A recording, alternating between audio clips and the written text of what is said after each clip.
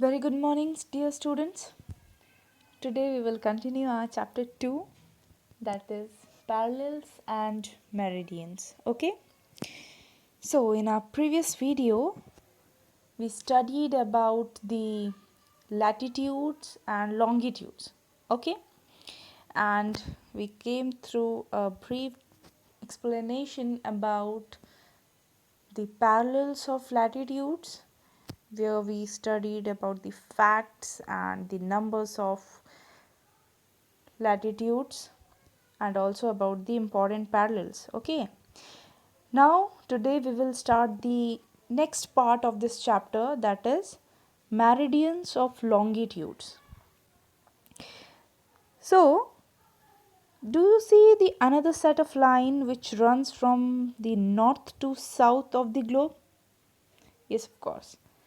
These lines are known as the meridians or lines of longitudes. Okay, like parallels of latitudes, meridian of longitude are also the imaginary lines that runs from north to south. Okay, so dear students, while studying the meridians, we will also come through the difference between the latitudes and longitudes. Okay, parallels are the line in between of north and south. Okay, and longitudes are the lines that are from north to south.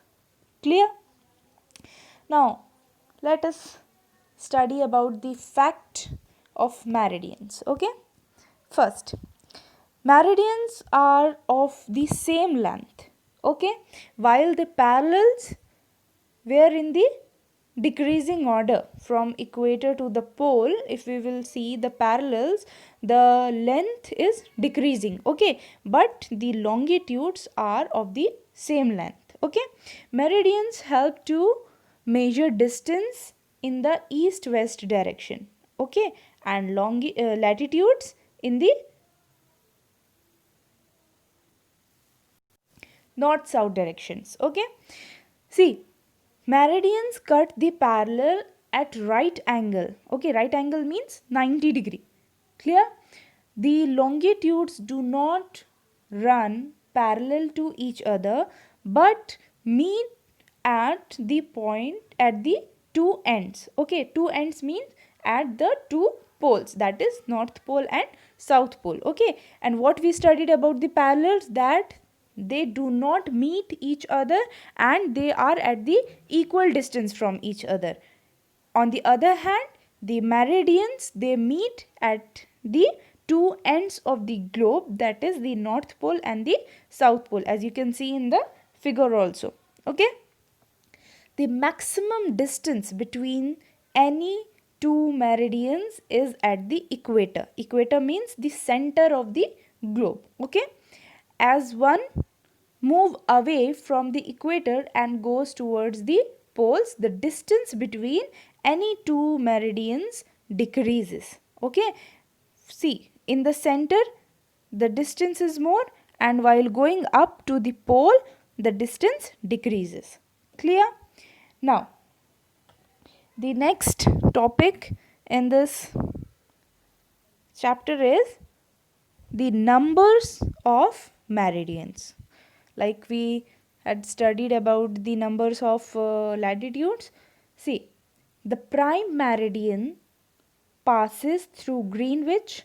It is also known as the Greenwich meridian. Okay, it is the starting point for numbering the meridians, or we can say the center meridian. Okay, in your book also there is a figure of meridians of longitude, and on your slide also you can see the center longitude is known as the prime meridian, and as is it passes through the Greenwich, it is also known as the Greenwich meridian. Okay, it is the starting point of the numbering of the meridians, and it is marked as 0 degree. Like equator is also at the center and it divide the globe into two half, so it is also of 0 degree, and the prime meridian is also marked as 0 degree. Okay, the longitude of a place is measured east or west of the prime meridian, and it divides the earth into two halves, the eastern hemisphere and the western hemisphere, as you can see in the figure also. Okay, see, a full circle is made up of 360 degree. See, this is a circle and it is of a complete 360 degree, and meridians are drawn at an interval of 1 degree, and there are total 180 meridians. Okay, and what about the parallels? They are 181. Okay, and longitudes are the longitudes are only 180, means one less. Okay, so uh, 180 meridians toward the west of the prime meridian, and 180 meridian toward the east of the prime meridian. Okay, so this make total 360 meridians. Clear? 180 to the east, 180 to the west. The meridians in the east is marked as E, and those toward the west is marked as W. E for east, W for west. Okay. The meridians of 180 degree east and 180 degree west form the same line, and it is known as the international date line. Clear? Now in this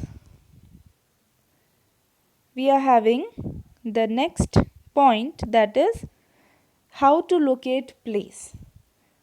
See, when we are looking at the map, we may know the directions, we may know the poles, the latitudes and the longitudes, but what about the place? Okay, so the parallel or lines of latitudes and meridians or lines of longitude form a network on the globe. Okay, as you can see in this picture, there is a network created by both the imaginary lines, and it is called a grid. Okay, and the point at which the latitude and the longitude meets help us to locate a place.